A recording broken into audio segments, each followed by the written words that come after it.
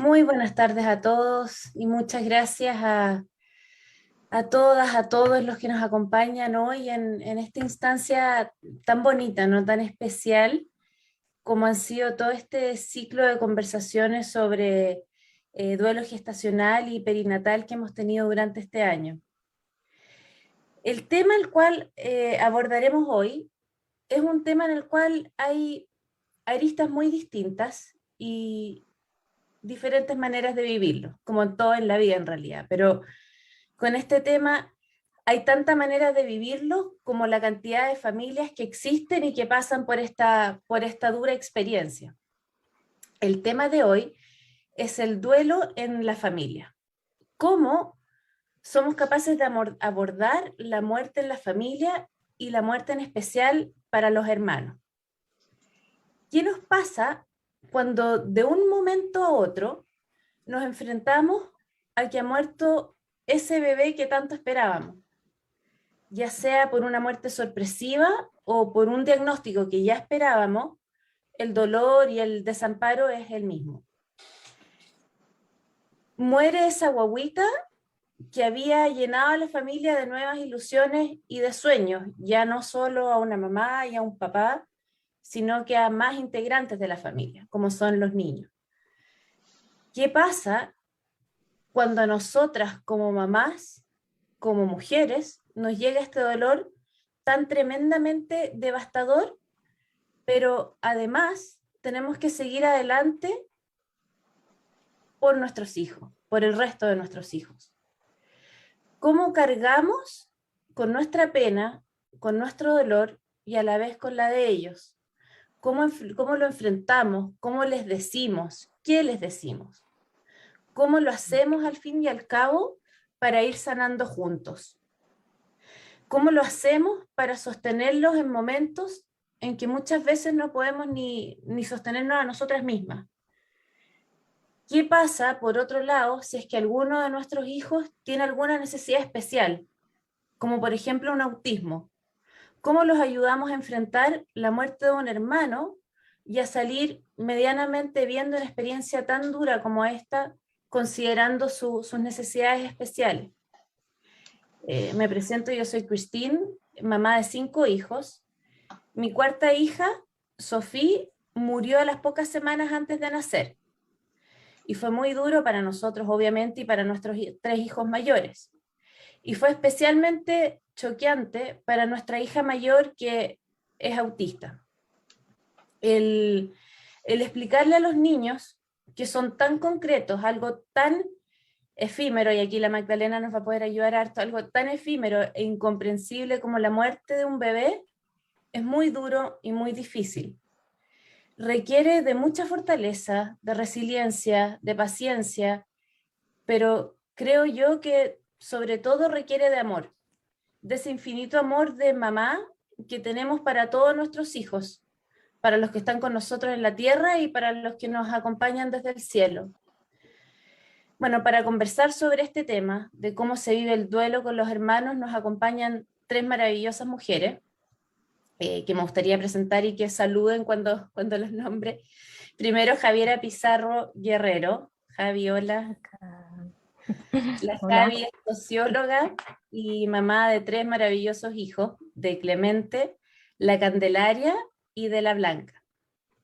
Candelaria, su hijita, muere en febrero del 2018 a las 36 semanas de embarazo, producto de un nudo en el cordón. Y desde 2019 forma parte de Fundación Amparo. Tenemos a la Pauli Melo Lederman. Pauli. Hola. La Pauli es psicóloga de profesión y mamá de 4 hijas. La menor de ellas, la Guadalupe, muere a los 10 días de vida, producto de una trisomía 18. Y desde el 2016, hartos años ya, forma parte de la Fundación Amparo. Y por último tenemos a nuestra experta en el panel, que es Magdalena López, que es psicóloga, reitero, experta en duelo, tremendamente importante, y líder del hermoso programa Contigo en el Recuerdo. Así que tenemos un equipo bien bonito aquí para conversar sobre este tema tan importante. Javi, si estás lista, te cedo la palabra. Gracias, Cris. A ver, bueno, es difícil hablar de un tema así, uno tiende a partir emocionada. Cris, yo te escuchaba y ya yo creo que estaba como con el nudo en la garganta. Les contamos, o sea, les cuento un poquito de lo que ha sido mi experiencia. Eh, Nosotros estamos casados con Santiago, tenemos a Clemente, nuestro hijo mayor, que tiene 7 años, la Candelaria, que murió el 2018, y la Blanca, que está pronta a cumplir 2. Nosotros tuvimos a Clemente y nos fuimos a vivir al norte, estuvimos viviendo ahí en el pueblo de Salamanca unos años, muy protegidos, muy como familia, éramos nosotros. Y ahí, después de harta espera, de algunas pérdidas, me quedé esperando guagua de la Candelaria. Y nada, pues, y en ese sentido fue un embarazo muy esperado. Cada control, cada ecografía, cada vez que no la sentíamos, sabíamos que las cosas iban bien. Nunca, jamás nos llegamos a imaginar que ella se podía morir, jamás. Jamás fue parte de la ecuación. Y era súper esperada, y Clemente en ese minuto él tenía 3 años, eh, y abrazaba la guata, él esperaba a su hermana con una ilusión impresionante, y me daba besos, y hablábamos mucho de cómo iba a ser ella, toda esta ilusión que teníamos de la Candelaria, y en unas vacaciones estábamos, y ella estaba de prenatal, empecé a sentir que la sentía un poco menos, lo encontré medio raro, y partimos a la urgencia en Santiago, pensando siempre en que iba a ser como le iban a sentir, sí, está todo bien, vuelvan a disfrutar sus vacaciones. Y no, pues, y ahí yo creo que el minuto en que empezó a buscar la matrona, como a tocarme mucho la guata, y ahí ya yo dije, aquí hay algo raro. Llamaron al tiro un doctor, y en ese minuto estábamos solos con Santiago, mi marido, y con Clemente en la clínica estábamos los tres. Eh, y el doctor nos dice, no hay latido. Y yo creo que fue, o sea, el mundo se nos vino abajo. Mirar la carita de Clemente sin entender qué estaba pasando. Y en un shock que al final era un shock tan grande para todos nosotros, jamás estaba dentro de nuestra ecuación, que fue como, estábamos yo creo que entre todos bloqueados, angustiados. Clemente me abrazaba la guata y decía, ¿qué le van a hacer a mi hermanita?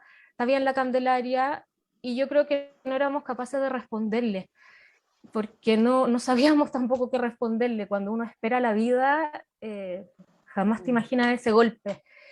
Y fue tan duro ese shock de la noticia de cómo lograr explicarle a él, a un niño de 3 años, tenía 3 años, que su hermanita se había muerto.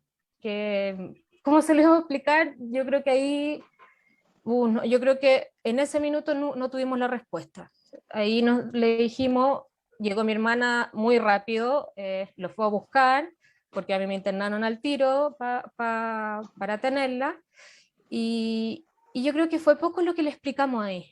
Eh, Siempre recuerdo ese momento como ese silencio y ese vacío, el no poder saber qué decir y cómo decirlo. Eh, y después de eso, bueno, cuando tuvimos a la Candelaria, Clemente volvió con nosotros al día siguiente, él no alojó con nosotros, y ahí le explicamos que su hermanita se había muerto, se había ido al cielo, y él decía, no, no, esto no, esto no, esto no, ella va a volver, y empezó a decirnos cosas de que se imaginaba, que decía, yo lo que voy a hacer es traértela de vuelta. Empezó con cosas en ese minuto él estaba súper metido con los 3 chanchitos, entonces decía, voy a agarrar una escalera, voy a subir a la nube donde está, le voy a cortar las alas, y ella va a volver contigo. Y yo creo que en esos minutos era solamente llanto y tampoco poder decirle nada más. Después otras ideas de, siempre él iba a subir a la nube, ese siempre era el concepto que él tenía. Voy a subir, y voy a gritar tan, tan, tan alto que la voy a despertar y ella va a venir. Y era tan difícil en ese minuto decirle, no nos lo haga, no, no, ¿cómo uno puede tocar esa ilusión? Estábamos todos tan choqueados que yo creo que no, durante muchos días, que al final era simplemente estar juntos y apacharnos, eh, y tratar de sobrevivir, sobre todo esos primeros días que finalmente también no habíamos venido con lo opuesto a Santiago, ni siquiera teníamos, o sea, nuestra casa no estaba acá, no teníamos ni ropa para cambiarnos, o sea, era tratar de sobrevivir a esto. Y de ahí, de poquitito, yo creo que tratamos de ir mostrándole que la Candelaria no iba a volver, siendo enfático en eso, que la muerte en el fondo no es algo que se pueda remediar. Y él, yo me acuerdo mucho también de que mi psicóloga me hablaba de que los niños hacen como microduelos, a diferencia de los adultos, de que nosotros podemos estar tristes mucho rato y pasar por distintas etapas, los niños tienen instancias mucho más cortitas de duelo. Entonces íbamos, no sé, un día caminando por la calle y me decía, tengo pena por la Candelaria, yo quiero que vuelva, ¿por qué se murió? Y yo ahí estallaba en llanto y al minuto siguiente me decía, ya, pero vamos a tomarnos un helado. Y yo quedaba también como, uy, ya. Y claro, mi psicóloga me decía, él lo que le necesitaba era eso, decirte en ese minuto que tenía pena y después pasar a otra emoción como lo hacen los niños. Y de ahí también llegamos, yo creo que a los 5 o 6 meses de que se había muerto la Candelaria, cuando ya estábamos un poquito más establecidos, porque nosotros volvimos a vivir a Santiago después de que se murió, a ir a una terapia de juegos con él. Era una terapia que iba yo, era como una terapia vincular de juego, para que también pudiera expresar sus emociones. Y recuerdo en la segunda sesión que él tomó una casa, empezó a armar una familia, y la familia era el papá, la mamá, un niño, y había una niña y decía, sí, pero esta niña no pudo venir, y siempre la dejaba al lado. Y de repente decía, estamos todos durmiendo, y agarra unas piedras y nos tapa a todos. Había habido un terremoto que nos remeció a todos, y él, el niño de esta casa, trataba de levantar a su mamá y trataba de levantar a su papá.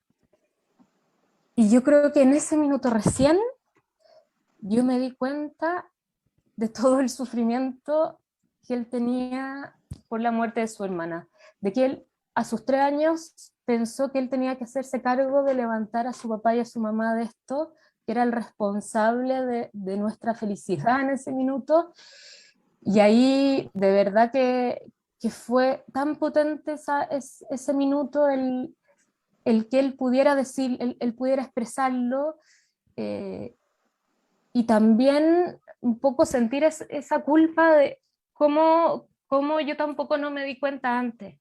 Yo sé que obviamente estábamos nosotros con Santiago en un proceso de duelo, pero cómo no lo miramos antes en este sentido, cómo él tiene que haber sentido esa carga gigantesca todo este tiempo. Y fue muy importante. Y claro, en ese minuto la terapeuta me decía, es súper bueno que lo diga, como no lo veas como algo negativo, pero yo, independiente de eso, siempre sentí que fue como, esta carga que él tiene, ¿cómo se la puedo aligerar? Entonces ahí también entendí lo importante que era que no solamente yo tuviera un acompañamiento psicológico o terapia, etcétera, que Santiago lo tuviera, sino que también él, que él fuera capaz de poder vivir y vivenciar su duelo y jugando, sobre todo, como lo que hace un niño es jugar, y que lo pudiera hacer jugando también fue una suerte, que tuvimos un regalo que pudimos hacer. Entonces también en ese sentido yo siento que Clemente, como también lo he compartido con muchas amigas y personas que han vivido experiencias similares, es un niño muy sensible, es un niño muy perceptivo, muy empático, y cuando yo siento que la muerte, la experiencia de la muerte la viven tan chicos, la pueden naturalizar también como parte de la vida, entender que la muerte es un proceso que siempre va a estar presente, que nos va a dar pena, que nos va a remecer, pero que es parte de la vida y es parte de donde estamos, y en ese sentido, como vivir tan chico una experiencia tan fuerte, yo siento que lo hace más resiliente, más, que se paran con otra mirada frente a la vida. Ojalá que no tuvieran que pasar por eso, pero sí siento que los hace fuerte, y para nosotros hoy día, efectivamente, en mi familia la muerte es un tema que se habla súper naturalmente. Tenemos una hija que murió y que no está con nosotros hoy día, pero la recordamos de distintas formas. Y él también desde siempre lo dijo, o sea, y yo también lo anunciaba un poco en las reuniones de colegio, en las reuniones de jardín, como, ojo, nosotros tenemos a la Candelaria que se murió, probablemente Clemente hable que tiene una hermanita en el cielo, porque después llegan los niños a la casa diciendo como, oye, este niño está diciendo esto. Entonces, siempre lo anticipamos. En todas estas instancias como educacionales lo hemos anticipado por lo mismo. Porque para nosotros es un tema súper natural y está súper presente. ¿Y qué más? Yo creo que otros temas como que han sido para nosotros relevantes acá es que Clemente recién el año pasado, nosotros a la Candelaria cuando se murió no le sacamos fotos. O sea, yo creo que hasta el día de hoy digo, ¿cómo no le sacamos una foto? O sea, yo creo que es una cuestión que siempre vamos a tener como una espinita ahí. Entonces, desde el año pasado Clemente me empezó a decir, ¿por qué no le sacaron fotos? Yo quería conocerla.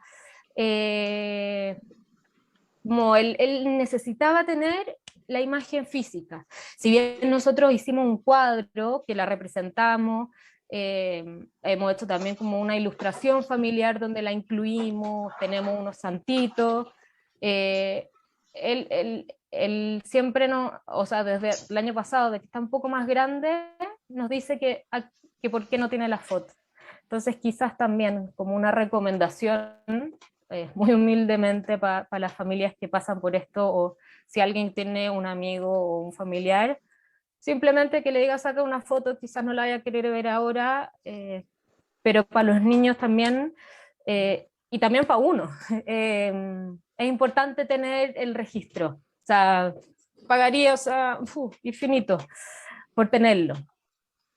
¿Y qué más? Yo creo que lo otro, también quizás a modo no sé si de recomendación, no soy nadie para recomendar nada, pero nos pasó mucho también que en un minuto nosotros como, o yo sentía personalmente como, ¿cómo voy a frustrar a este niño? Ha pasado por tanto, ha pasado por tanto dolor, que también como que yo sentía que él no merecía frustrarse por cosas cotidianas de la vida, como que quizás retarlo o decirle algo que nos parecía que no era, como decía, pucha, quizás no. Y me di cuenta que él seguía siendo un niño con sus necesidades, al niño que igual había que ponerle límite, que había que criarlo en la manera que nosotros sentíamos que era correcta, pero sin tratar de sobreprotegerlo respecto a, porque a ti se te murió tu hermanita, yo voy a tenerte en tu burbuja. Y yo siento que también en un minuto hice ese clic, como igual él se tiene que frustrar, él tiene que sentir todas las emociones que pasa un niño, porque así es la vida, ¿no?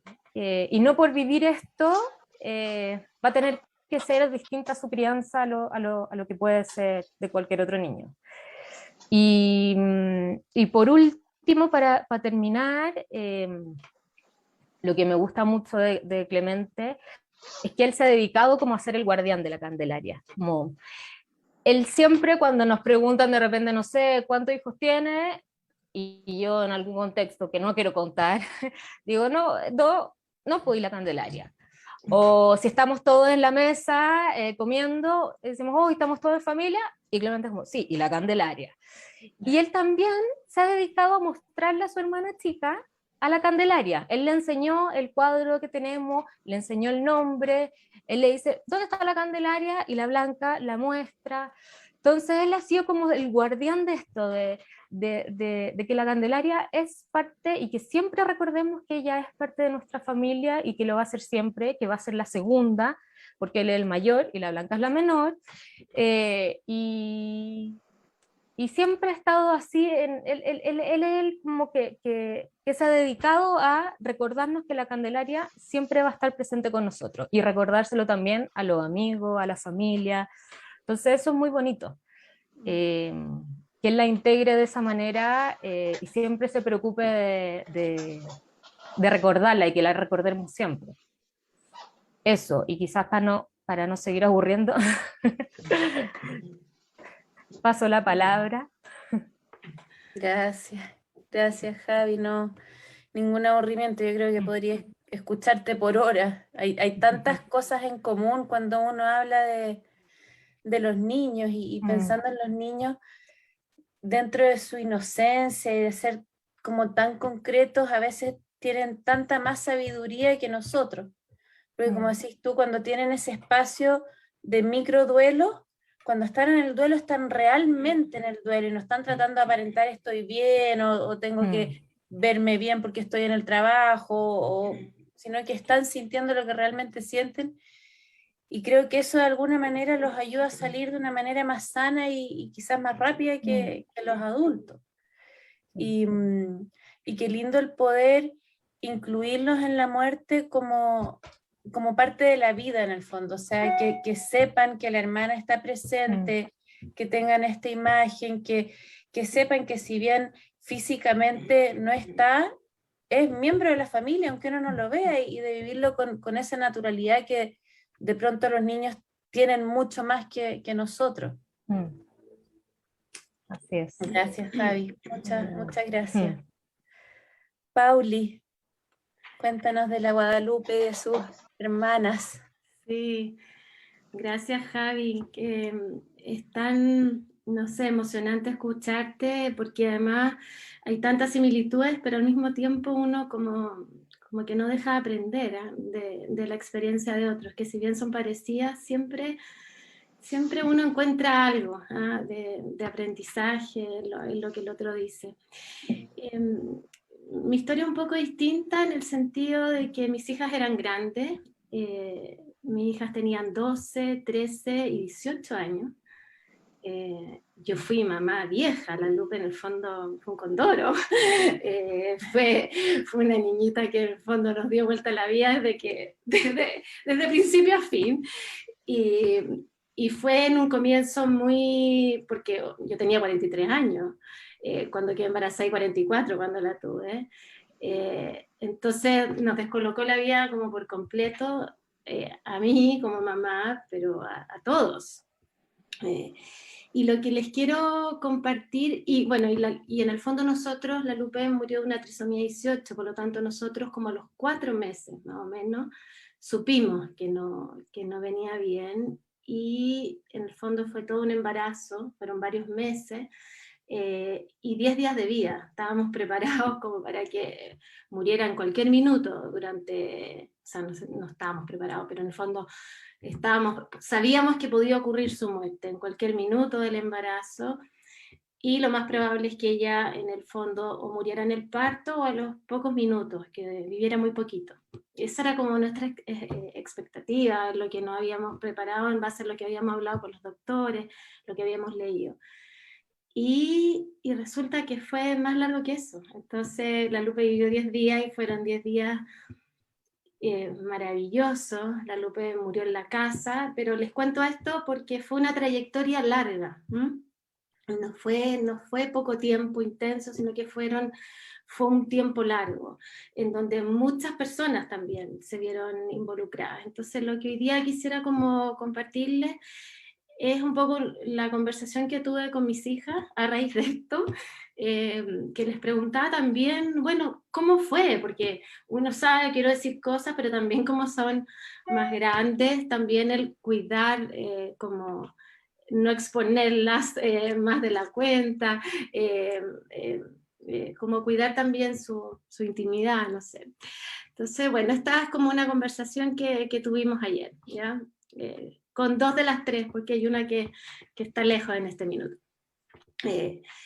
Y lo primero es decirles que lo decías tú, Cría, al principio, que la respuesta al duelo es siempre única, pero eso lo pude constatar, pero así, Caija es única, y de verdad como que eso se manifestó muy fuertemente. Fueron muy ellas también en su respuesta.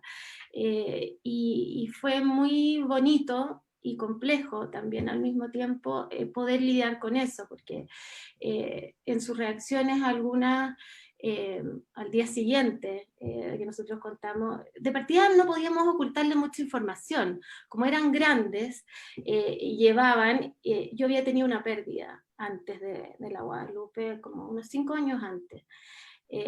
Y entonces te toca ecografía, sí, ¿por qué te la tienes que repetir? No, no sé, el doctor me dijo ya. Y mamá, ¿y cómo te fue? Entonces fue algo que no tuvimos como, no pudimos ocultar mucho, la verdad nada, porque no las pudimos hacer tontas, nos duró, nosotros tuvimos una ecografía en donde dijeron esto no viene bien, y la confirmamos a los 2 días, y ya estaba como todo. Igual después te hacen muchos más exámenes, pero en el fondo estaba todo muy resuelto. Entonces, ese movimiento extraño de tanta cosa lo cacharon, pero al vuelo. Por lo tanto, como que hubo que irlo viviendo también con ella. No hubo posibilidad como de prepararse, o de nada. Fue como... Y en eso, claro, una de ellas como que lo cuenta al tiro, por ejemplo, en su curso. Se pone a llorar en clase y le cuenta el día siguiente a sus amigas, mi hermana se va a morir, viene mal, no sé. Otra se demoró meses en poder contarle a sus más amigas, porque necesitaba procesar más lento, porque quería intimidad, porque no se quería ver expuesta. Y le tomó mucho tiempo poder en el fondo necesitó tener ese tiempo. Y otra fue más intermedia, en que en el fondo se demoró unas semanas, le contó unas pocas y después de un tiempo más a otra. Entonces también las necesidades de una, o lo que una necesitaba era muy distinta a lo que necesitaba otra, y de alguna manera el que una pudiera expresar eso y contarla exponía a la otra hermana, entonces también generaba ciertas tensiones. ¿Sí? Claro, tú quieres hablar, pero resulta que después la gente me pregunta a mí. Entonces, eso generó como estar muy, muy pendientes también de, por un lado, poder dar rienda a que pudieran ser ellas mismas, pero al mismo tiempo también pudieran respetar como, y acoger las necesidades de las otras, que podían ser opuestas. Entonces en eso yo siento que fue muy bonito poder transitar, y muy complejo también, entre momentos de poder intercalar silencio con espacios de acogida, con poder dejarse acompañar, y también con poder resguardar la intimidad de la familia. Entonces, como un equilibrio, una demanda de ese equilibrio permanente entre apertura y intimidad, que es un equilibrio súper frágil, porque además ellas iban necesitando cosas súper distintas.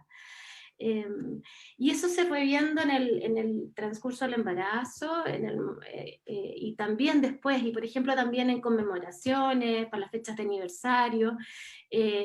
También en eso, como que hay diferencias. Algunas, por ejemplo, no sé, nosotros todos los años no somos una familia muy ordenada en el cómo conmemorar. Por ejemplo, hay años que hacemos misa, un año hicimos misa ampliada, otras más chiquitita.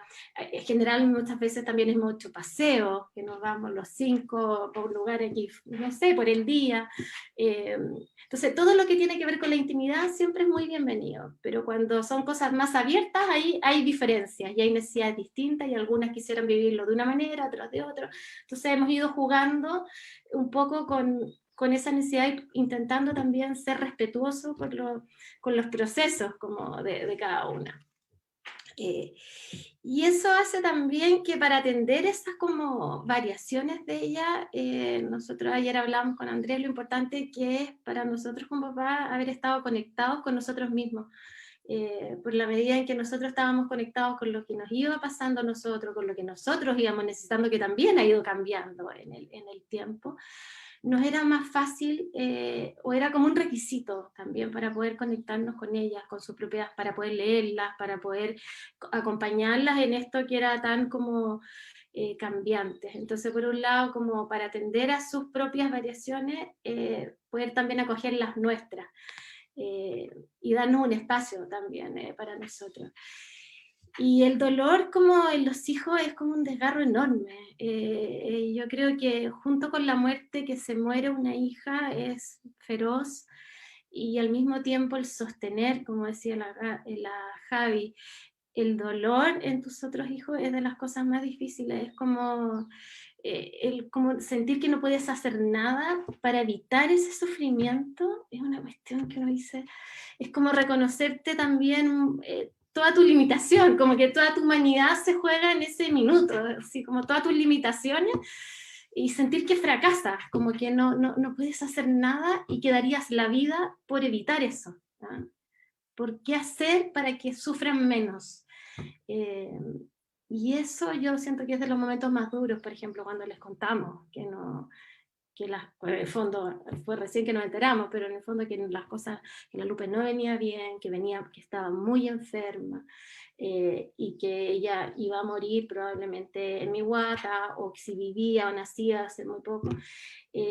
Eso fue muy duro, como constatar como el sufrimiento que eso le generaba, al mismo tiempo que el amor que ellas sentían por su hermana. Se hizo también muy evidente a través del dolor y a través del amor que después le pudieron como expresar.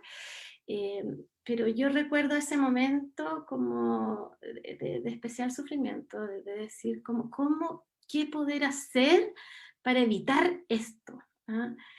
Y a mí esa sensación como de desgarro y de dolor enorme de ver el sufrimiento de ella, junto con el mío, pero de ver el de ellas, que era una cuestión que yo no lo podía como tolerar, me hizo como empatizar mucho con mis papás, con mis cuñados. Andrés es el menor de 5 hermanos, entonces tiene hermanas más grandes que son muy cercanos y de una relación como, son muy maternal con él. Entonces yo decía, esto que me está pasando a mí con mis hijas, ¿cómo se estará sintiendo mi mamá? Decía yo, mi papá. ¿Por qué es feroz? Decía. Entonces me sirvió también para descentrarme un poco y entender que lo que yo estaba viviendo le estaba pasando también a otros, y a lo mejor en una dimensión mucho más fuerte de la que otros pudieran imaginar. Pero yo sabía que por el amor que otros sabían nos tenían, sufrían, porque yo sufría no solo por mí, sino que sufría también por mis hijas. Y eso como que para nosotros, como papá, nos ayudó a salir de nosotros mismos, como que me ayudó a mí salir de mí, de ese como que uno puede como ensimismarse a veces también, como en el dolor, o sentir que en el fondo no hay nada peor que te pueda estar pasando. A mí el dolor de mis hijas como que me sacó, me hizo ver que había algo más allá, que había dolor en otros, y también mucho amor, porque entendía que la dimensión de ese dolor tiene que ver con el amor que se siente. Por otro lado también que los hijos no estaban acostumbradas, mis hijas, a vernos sufrir. Eso me decía una de ellas, que en el fondo no estaba acostumbrada a vernos sufrir, y que el vernos llorar, vernos frágil, el vernos como de alguna manera derrotados, era como que nos humanizó, me dijo, como que aparecieron nuestras limitaciones, y decía como que ya dejaron de ser superpoderosos, los papás que lo pueden hacer todo, que todo lo arreglan, en el fondo como que se nos cayó la capa, se nos cayó la corona, no sé. Y al mismo tiempo también eso, como hacerse responsable, que lo decía también la Javi, decir, siendo ella más grandes, pero igual chicas, como el sentirse como de cómo poder ayudarnos ellos también a nosotros. ¿Ah? Decir, bueno, entonces yo voy a ser la que voy a tirar para arriba, yo ya, ¿cómo lo hago? Y también, junto con eso, como hartas críticas y cuestionamientos también, sobre todo al momento, no al momento de la muerte, pero sino al momento del embarazo que venía de antes. ¿Ah? Como, pucha, son papás viejos, no iba a pasar algo. O sea, cuando nosotros contamos que estaban esperando guagua, una de nuestras hijas me dice, ¿y esta guagua se va a morir también? Chuta, no sé. Yo también soy súper optimista, o sea, no me había puesto en ese escenario, a pesar de que ya tenía mi año y estaba pasadita, pero de verdad como que confié. Siempre pensé, dije, bueno, a lo mejor podría tener síndrome de Down, no sé, pero abrazaría eso con felicidad, no sé. Como que nunca me puse en una situación de que mi hijo se me pudiera morir. De verdad, así como le dice Javi, jamás en la historia, a pesar de que podría tener más factores de riesgo, que había tenido una pérdida antes, que mi embarazo no eran tan buenos, pero de verdad que nunca lo pensé, nunca pensé estar en ese escenario.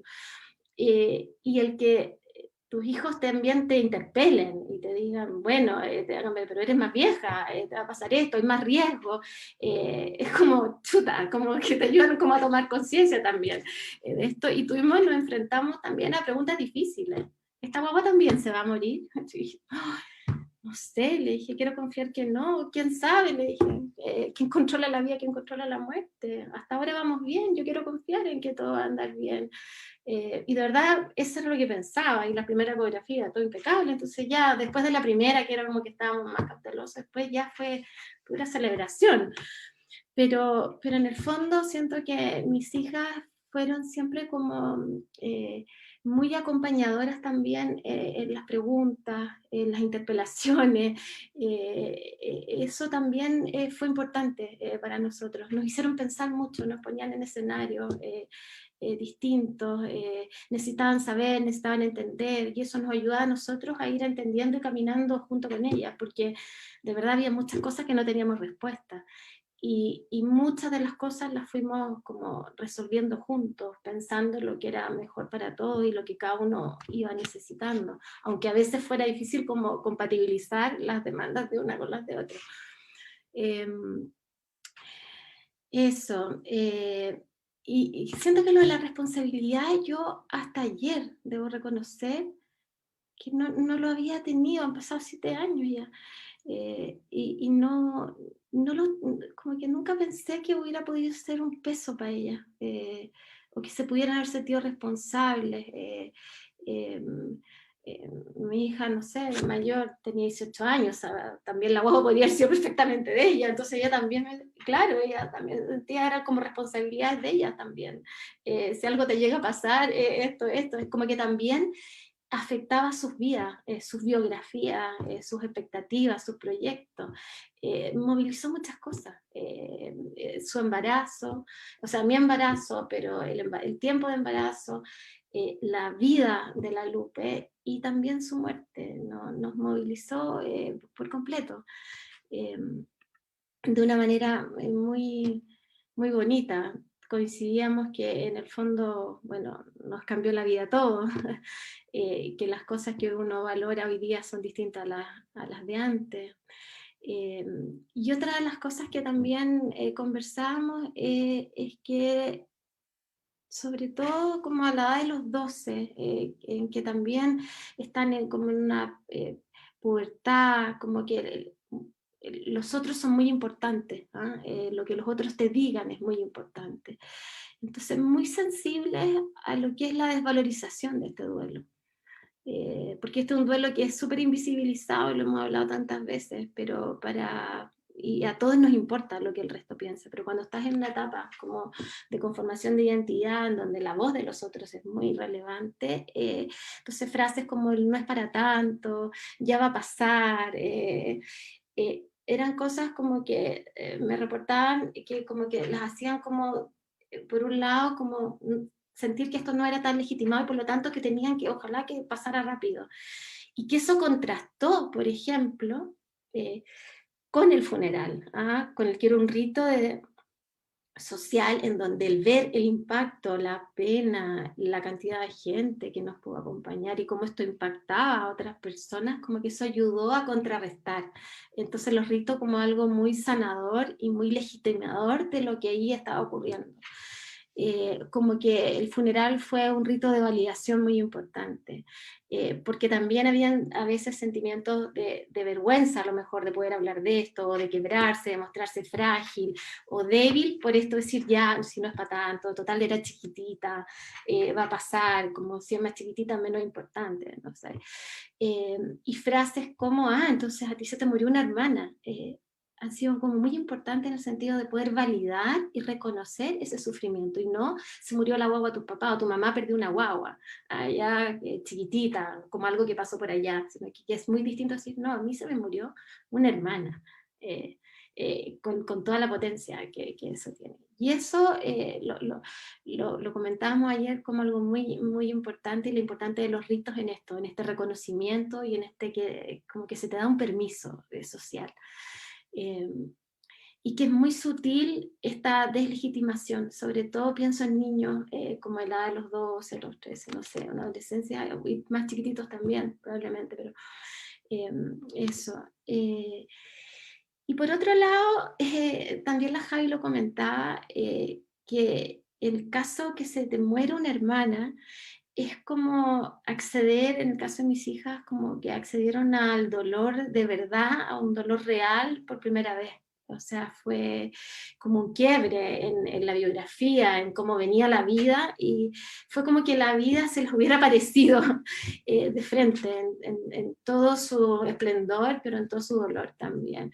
Fue como, bienvenidos a la vida, esta es la vida, y como que perdieron de alguna manera, no sé si se pierde la ingenuidad, pero te enfrentas a algo que hasta ahora era desconocido, y a lo mejor a veces lo que uno se demora en entender años y te cuesta, no sé, a lo mejor ellas lo percibieron mucho más tempranamente, y descubrir como que la gente sufre, que la vida es difícil, que la vida no es justa, eh, y sentirte extraño, porque es raro que se muera una guagua, es como antinatural, como que no es lo esperado, pero al mismo tiempo es sentir que somos comunes y corrientes, porque en el fondo a nosotros nos tocó este sufrimiento, pero que el sufrimiento es parte de la vida, que a algunos les toca enfrentarlo antes, a otros después, eh, pero es como que se hubiera abierto la vida de una manera mucho más amplia, y en eso como poder sentirnos muy iguales a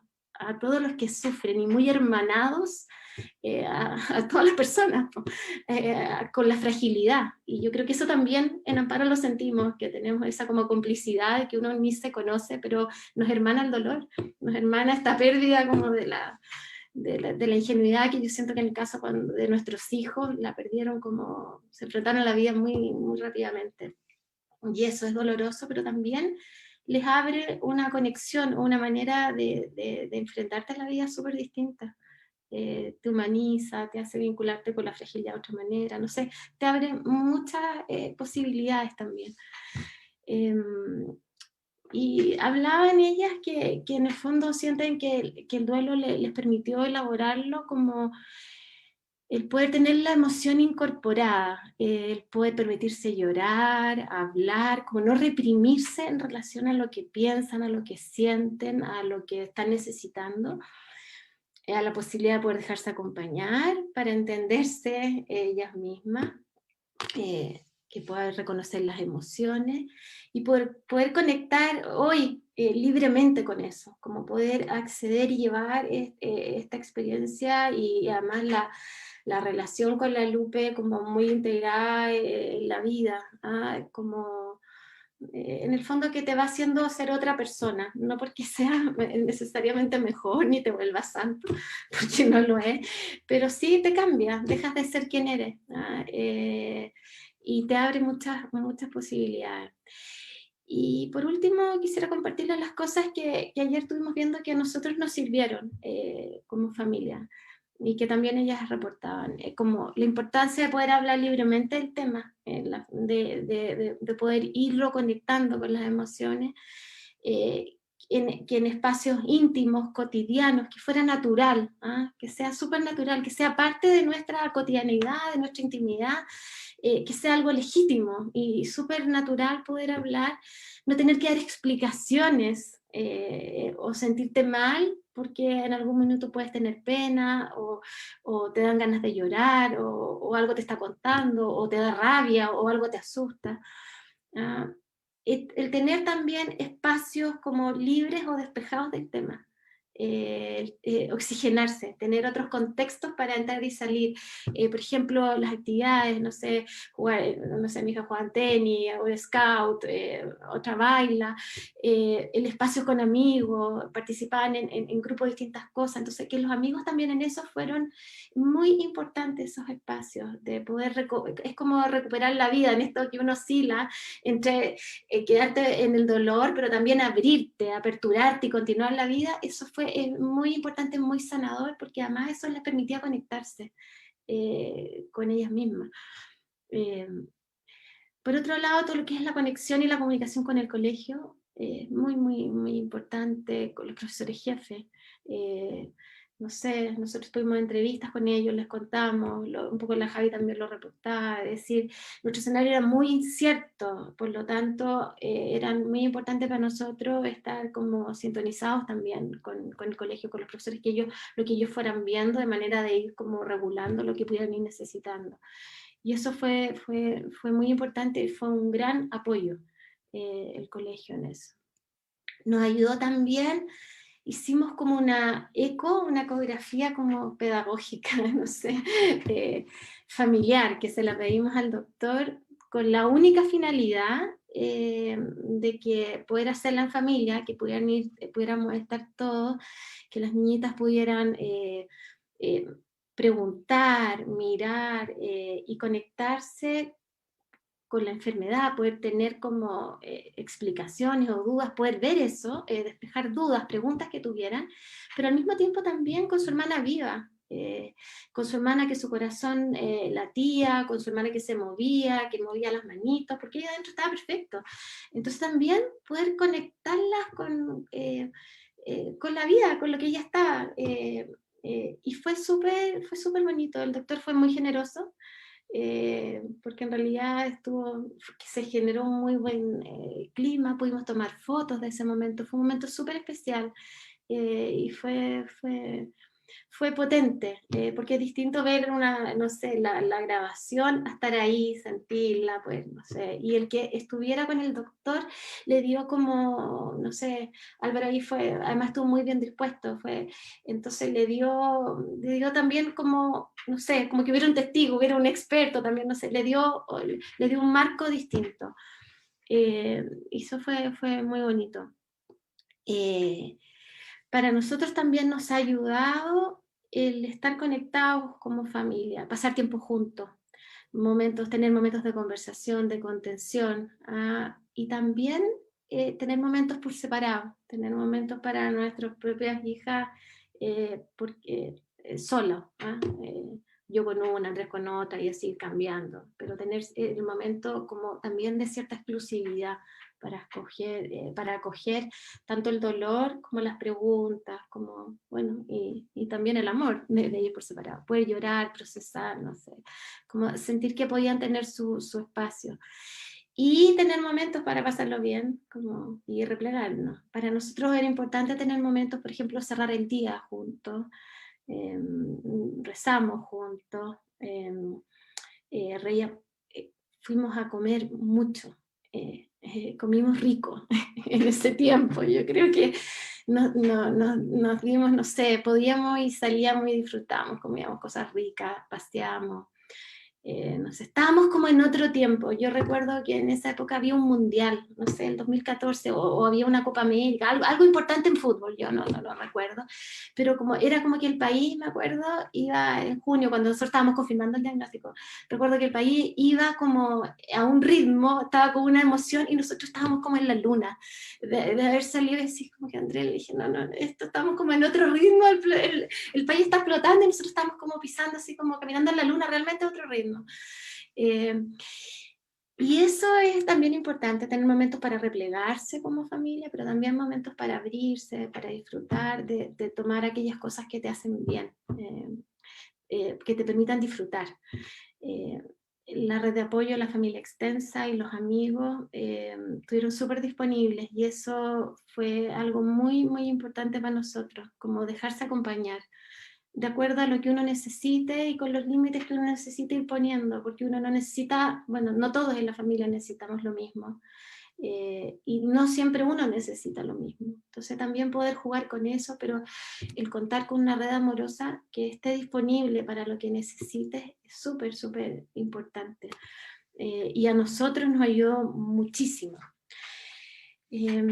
Eso, decirles que además el haber podido conversar ayer con mis hijas fue un regalo precioso, como que uno nunca termina como de sorprenderse, de descubrir cosas, ¿ah? Es como, el duelo es como una capa, una cebolla que uno va como, no sé, pelando de a poquito, pero que sí, que además como una cebolla, siempre te conmueve, pero siempre encuentras algo, sí.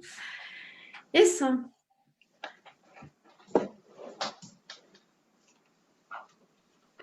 Muchas gracias, Pauli. La verdad es que, bueno, he tenido el honor de escuchar a las Amparinas una y mil veces y cada vez que se escuchan uno aprende nuevas cosas y es realmente un regalo para el alma escucharlas. Y antes de pasarle la palabra a la Magda, quiero quedarme con una cosita que dijiste que por lo menos a nosotros nos ayudó mucho y es uno como mamá, o yo por lo menos, se siente, o me sentía más bien ya, ¿no? Como súper poderosa, como que está todo bien, yo cuido a mis hijos, los protejo, les doy comida, les corto las uñas, los peino, la domen, todos los tengo como ordenaditos, bien, perfecto.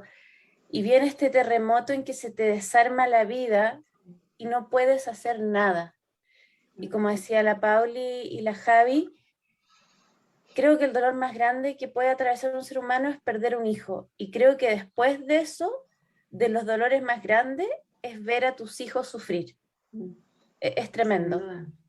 Entonces viene este terremoto que te desarma todo y tú, ¿qué haces para pararlo? Y como decías tú, sacarse la capa. Y yo hice eso y me ayudó mucho y lo hago todavía. O sea, hoy día tengo pena. Echo de menos a la Sofía, estoy con mucho dolor, me acuerdo al tiempo que había muerto. Hoy día no puedo levantarme, no puedo cocinar niños, perdón, pero la mamá tiene pena.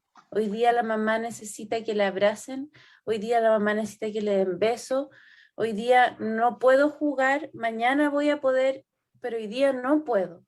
Y darse ese espacio de sacarse la capa y decir, estamos pasando por esto juntos y vamos a sanar juntos poco a poco. No tengo que aparentar ser una superwoman porque no lo soy y con eso uno también le enseña a los hijos.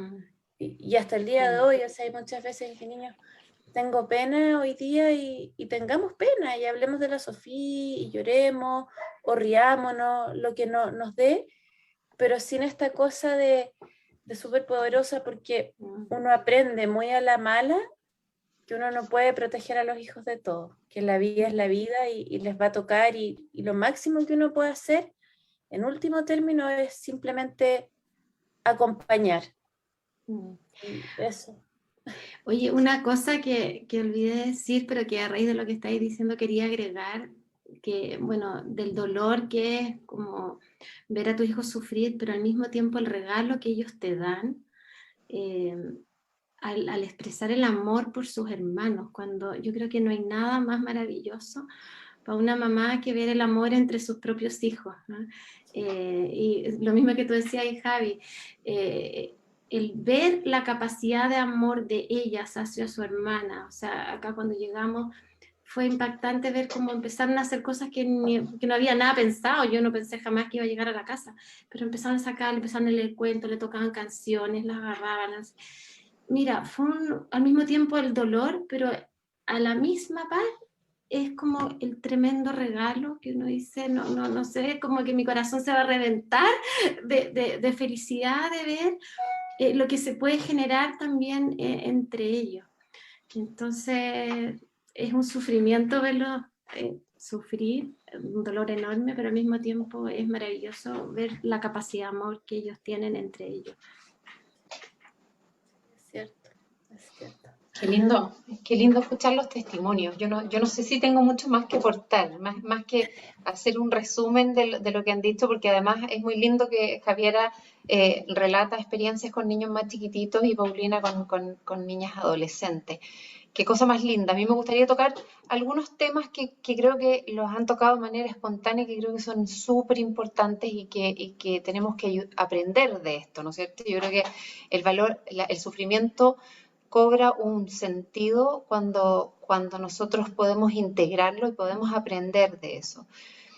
Uno, la importancia del hablar de la muerte. Lo tenemos tan alejado dentro de nuestro... La Javi decía al principio, nunca lo imaginé, nunca lo saqué la cuenta, o sea, como que no estaba dentro de los cálculos. Y la verdad es que la muerte es absolutamente parte de la vida. La muerte es lo único que sabemos, y aunque suene cliché, como que se nos olvida, vivimos la muerte como que fuera un fracaso. Y la verdad es que la muerte es absolutamente natural. Y por eso el duelo es un proceso que es natural frente a un acontecimiento. Y no es una enfermedad. No es una enfermedad, y aquí la invitación es siempre a conectar con las emociones vinculadas al duelo para poder resignificar, ¿no es cierto? Sus 3 hijos son, aunque no estén físicamente, son parte de sus vidas, parte de su biografía. Todos nuestros fallecidos son parte de. Y eso yo creo que a uno al principio como que le da susto, porque efectivamente pasa con esta desautorización del duelo neonatal o perinatal, del que es como que no existió para el resto, no existió, entonces si para el resto no existió, para uno tampoco existió. Entonces, oye, si era chiquitita, como que era algo esperable, tampoco te vinculaste tanto, así que no debe ser para tanto, y para la vida de cada uno sí es tremendamente importante. Y el involucrar a los niños en este proceso, los niños viven la muerte de manera muchísimo más natural. Somos los adultos los que nos cuesta, somos nosotros a lo largo de los años que nos vamos sintiendo poderosos y vamos teniendo el control de nuestras vidas y creemos que para todos es igual. Y la verdad es que para un niño no es algo tremendo, para un niño es algo mucho más espontáneo cuando se le acompaña. La Javi hablaba de algunos principios que siempre nosotros indicamos. Un poco esto del narcisismo infantil, de creer que todo lo que sucede a mi alrededor es responsabilidad mía. Y por eso es tan importante el inmediatamente salir y decir, tú no hiciste nada para que esto ocurriera y no pudiste hacer nada para solucionarlo tampoco. Tú lo estás viviendo así como nosotros lo estamos viviendo. Y eso es algo muy lindo, porque se comienza a hacer un duelo a nivel comunitario. Lo que decías tú, Paulina, qué lindo es el poder compartir esto, el compartir, porque a pesar de la muerte que genera mucho dolor, también está acompañado de mucho amor. Y eso es algo que a uno le sorprende cuando vive una muerte. Y es el amor de la comunidad, es el amor de todos esos que te rodean y que a uno le genera mucho dolor, porque uno no solo tolera, o sea, tiene que vivir y cargar con el dolor del propio. Más doloroso incluso es mirar que los demás, a quien quiero tanto y que me encantaría sacarlos de esto, no los puedo sacar. Pero eso es una de las experiencias más lindas a nivel familiar, porque además con eso le enseñamos y le estamos modelando del cómo enfrentar las dificultades. Imagínense el permitirse, el decir, hoy día no puedo, como decía la Cris, no significa que mañana no puedo. Hoy día tengo ganas de llorar, hoy día no tengo la fuerza, me permito sentir el dolor, me permito sentir la angustia, la rabia, y eso no significa que esto sea una tragedia, es necesito permitírmelo para vivirlo de mejor manera. La Javi mencionaba que creo que es importante para tener en cuenta, especialmente en el caso de los niños chicos, la irreversibilidad. Cuando tienen un pensamiento tan concreto les cuesta entender esto del no poder. Qué lindo ese testimonio de voy a ir a gritar o voy a ir a cortar las alas, qué cosa más linda y más concreto también, el voy a subir a cortarle las alas y bajarla de la nube. Cuesta, y cuesta porque además como queremos ir adornando, lo primero que sale, no, se convirtió en angelito y todo, porque uno no lo tiene en la mano. Por eso es tan importante hablarlo desde antes, el saber qué cosas decir. Y como metáfora es muy lindo, pero también tiene que ir acompañado de un poco de esto. Ya no va a volver. Esto no se puede revertir. Los niños les cuesta entender esos conceptos. El que la muerte sea algo universal nos pasa a todos y también te va a pasar a ti. Y que es para siempre. Porque hay una visión muy cortita del tiempo, ¿no es cierto? Entonces, el decirlo, esto va a ser para siempre, pero ese también para siempre va a ser su permanencia en nuestras vidas, de manera espiritual, a lo mejor no desde lo físico. Y por eso tan lindo lo que dices, faltó no sé si es lindo el que faltó la foto, pero qué lindo el consejo de decir, pucha, que me arrepiento y qué ganas de que esté, porque no solo a mí me habría servido, sino que le habría servido a él. Todo lo que podamos acompañar de manera física para que los niños entiendan el concepto va a ser mucho más sanador. Por eso también el escribir, nosotros no aprovechar de hacer publicidad, pero estamos en una campaña de palabras que sanan. La importancia de escribir para poder ir teniendo algo material, algo físico, donde yo ordeno mis ideas, donde voy plasmando las experiencias, porque son experiencias tan potentes que vale la pena dejarlo. Vale la pena dejarlo como un legado, parte de la familia. Es parte de la familia, Candelaria es parte de la familia y va a seguir siendo siempre. Y qué lindo el representarlo con un dibujo, con un cuadro, el tenerlo presente, que él lo lleve delante. Y qué lindo también que lo cuente, porque también sirve para el resto, ¿sí? Sirve para hacer preguntas, sirve para que después a lo mejor Javi, otros papás que viven lo mismo, digan, oye, cuéntame tu experiencia. Ocultamos tanto la muerte, tanto, y lo vemos como algo tan terrible, que vamos cerrando las puertas, y eso implica cerrar las puertas al dolor, el no entenderlo, el no poder contar. Vínculos reparan vínculos. Uno cuando lo está pasando mal necesita de la comunidad. Paulina, lo que tú decías, no sé cómo estaba sufriendo mi mamá. Me imaginé mis hermanos, mis cuñados, claro, para todos es importante. Y a pesar de que eso de repente para uno es un dolor más grande, también es un alivio, porque quiere decir que sus hijos dejaron una huella en cada persona. Y eso es precioso. ¿Cómo explicarle a los niños la muerte? De la misma manera, desde el cese de las funciones vitales, desde un principio. Nunca mentir, siempre, siempre con la verdad. Tú volviste a decir, no pudimos sacarlos del diagnóstico. Qué bueno que no pudieron.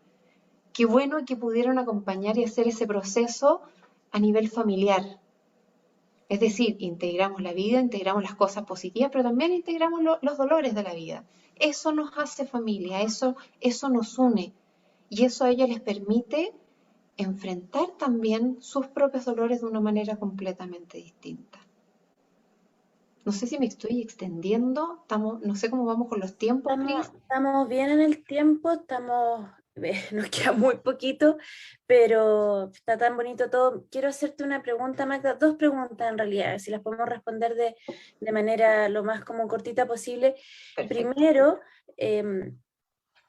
es maravilloso, tú decías vínculos reparan vínculos, y es maravilloso cuando uno tiene una red de apoyo al lado. Pero ¿qué pasa con esas mamás que tienen hijos, pero que por a veces motivo están más solas y que no tienen una red de apoyo?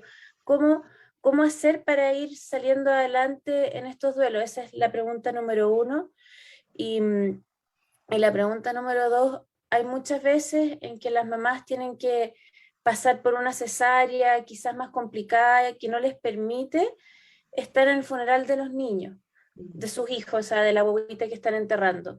Y al no estar, de pronto no quieren involucrar a los hijos por no poder estar presentes. ¿Cómo la aconsejarías tú? Los niños tienen que ir al funeral. ¿Qué hacer en esos dos casos? El caso de una mamá que se siente sola y en una que hace con los hijos en el funeral. Yo encuentro que la mamá que está más sola, por eso cobra tanto sentido lo que hacen ustedes en la fundación. Todo lo que ustedes hacen es maravilloso, porque eso es la contención que necesitan otras personas. Esto, el contar experiencia. Como decía la Javi, me emociono siempre que cuento esto y yo sé que eso es un desgaste. Y el compartir esa experiencia vale tanto para todas esas mujeres que están solas. Por eso esta causa a mí me encanta. El que ustedes estén haciendo esto, yo los felicito enormemente. Yo creo que tenemos que dar estos espacios sociales, porque no se entiende. Cuando uno no lo ha vivido, no lo entiende. Ojo que también de repente uno siente que está muy solo y hay, como decía la Paulina, hay distintos estilos de afrontamiento frente a un duelo. Y todos son respetables. De repente siento que porque yo estoy sintonizada con mi pena y mi marido a lo mejor, mi pareja, se mantiene más ocupado trabajando, no quiere decir que le duela menos. Quiere decir de que esa es su manera de afrontar su pena. Y todas las maneras son válidas. Ahora, que sí, yo creo que nunca cansarse de decir, ¿sabes qué? Me gustaría a mí, partir desde mí, me encantaría que tú hablaras más de nuestros hijos, me gustaría que me escuchara a los abuelos. La gente trata de evitar el tema y no lo hace con una mala intención, es porque no tienen idea, porque sienten que tienen que ir a rescatar del dolor. Sienten que tienen que, no llores, no pienses, como que eso lo hiciera desaparecer. Cuando en realidad lo que necesitamos es acompañar el dolor, el poder dar un espacio para expresar, para poder hablar, para sacar. Uno hace el trabajo, el duelo es un trabajo que es individual, pero uno necesita escucharse, necesita estructurar estas piezas del rompecabezas para entender todo. Entonces, el decirlo, el pedir ayuda de manera concreta, creo que es tremendamente importante. Respecto a tu segunda pregunta, siempre es adecuado que los niños participen de los rituales fúnebres, siempre, porque el ritual fúnebre cobra una importancia tremendamente a nivel social y es un corte donde la persona entiende que desde ese momento empieza a vincularse, tiene esa relación ahora no desde lo físico sino que desde lo espiritual. Y sirve porque uno ve una comunidad que se hace presente para acompañar en el dolor y para decir, tu dolor me importa. Y hay un acuerdo común en lo que dejó, el legado que dejó. Y eso para la persona que está sufriendo es algo que es gratificante. Entonces, ¿qué se puede hacer? Porque de repente uno le tiene miedo, explicarle al niño previamente al funeral, de decirle, mira, vamos a ir a un lugar, vamos a celebrar, va a haber un cajón, van a haber flores, a lo mejor hay gente que se va a emocionar mucho, y está bien que se emocione, eso va a pasar. El explicarle todo al niño lo deja más preparado, pero el contener y ver ese amor potente que se da en los rituales fúnebres también le hace muy bien, es fundamental. ¿Y qué otra cosa? Que nosotros lo hemos sugerido mucho, especialmente ahora en las muertes en pandemia que no se han podido ritualizar. No solo el funeral es el ritual, nosotros siempre tenemos posibilidades de ritualizar en otros ámbitos. Es un poco lo que contaba la Paulina, vamos y nos vamos de camping, vamos y subimos un cerro en honor a... Vamos a cantar una canción, vamos a hacer una comida, vamos a ir a dejar, no sé, a la sepultura, al dignifica, ir a dejar cartas, dibujos, siempre involucrar a los niños. Eso les hace perfecto. Ir contándoles las emociones, hoy día tengo pena, hoy día tengo rabia, no te preocupes, esto se me va a pasar, voy a salir adelante, ¿quieres llorar? No hay nada que tú puedas hacer para quitarme mi pena, pero el tenerte ya me hace feliz. ¿Entiendes? Siempre involucrar a los niños. A los niños no les hace mal, les hace muy, muy bien. Nosotros estamos en una cruzada en el Contigo en el Recuerdo de poner el tema sobre la mesa. Hicimos un manual para las comunidades escolares. Queremos que en los colegios se hable de la muerte. No podemos educar para la vida si no hablamos de la muerte. Y hablar de la muerte de manera natural. Entendemos que hay mucha gente que no sabe cómo hablar de la muerte, pero hay recursos para eso y necesitamos entregarlo para que las personas vivan la muerte de manera más natural, para que solo se preocupen del dolor de la pérdida y no de tener que responder esas preguntas que son tan incómodas, el tener que poner cara de felicidad porque el resto ya te está sacando, te está apurando de tu duelo, sino que la sociedad, que entendamos como sociedad cómo acompañar a alguien que está sufriendo, porque todos lo vamos a vivir además. Muchas gracias, Magda. La verdad es que maravilloso escucharte. Qué ganas de haberte tenido ahí al lado cuando pasó, cuando vivimos todo lo que vivimos, para que nos nos fueras guiando, pero Pero para eso estamos trabajando todas, pues, ¿no? pues estamos trabajando, sigamos adelante con esto, con la fundación, con Amparos, que apoyando a todas las mamás, a los papás, a todos los que pasamos por esta experiencia. Tú, Magdalena, con todo tu proyecto, ojalá podamos llegar a la gente y ayudarlo en este proceso que, como bien dices, es tan natural, o sea, tan natural como nacer es morir. Entonces, ojalá aprender a vivir con la muerte de una manera más bonita. Para terminar, no me alargo, quiero que nos quedemos como con una imagen que creo que redondea un poco lo que hablabas tú, Magda, que es Coco. Sí, En Coco, en muy la película, lindo. no sé si la han visto, tienen ese altar donde van poniendo los seres que se van y con, siempre con calaveras muy pintadas, como con alegría, y los muertos son parte de la vida, y los muertos están con nosotros siempre, no físicamente, pero están, y quedarnos con esa imagen de Coco un poco más alegre, más bonita, porque sí, así como nacemos, morimos, y así tiene que ser. Cuéntame. Cris, último detalle, pero dije no voy a hacer publicidad, pero a mí me hace mucho sentido. La campaña Palabras que Sanan, ingresen al www Palabras que Sanan porque es una invitación a escribir a todos esos seres queridos que hoy día no están físicamente y hace tan bien escribir. Así que los invito a todos, esto es un proyecto que es a nivel nacional, es impulsado por el parque, pero queremos que todos, el representar lo que significa una pérdida, porque esto va a terminar en un memorial virtual y queremos dejar una huella de que la muerte es parte de la vida y las emociones que vinculan a la muerte son absolutamente aceptables, son válidas y son necesarias. Eso, Perfecto. Muchísimas gracias. Ya saben, todos ahí anotados palabras que sanan, palabras que palabras que sanan, sanan. y Fundación Amparos aquí para ustedes. Queremos darles las gracias por habernos acompañado. Esperamos haber sido un granito de arena, un aporte en lo que estén viviendo, y lo que necesiten. Estamos aquí para ustedes con los brazos abiertos y el corazón dispuesto siempre para acompañarlos en este proceso que es tan duro, pero que uno puede salir adelante porque juntos podemos. Así que muchas gracias a todos los que nos han acompañado y que pasen una excelente tarde. Chao, gracias.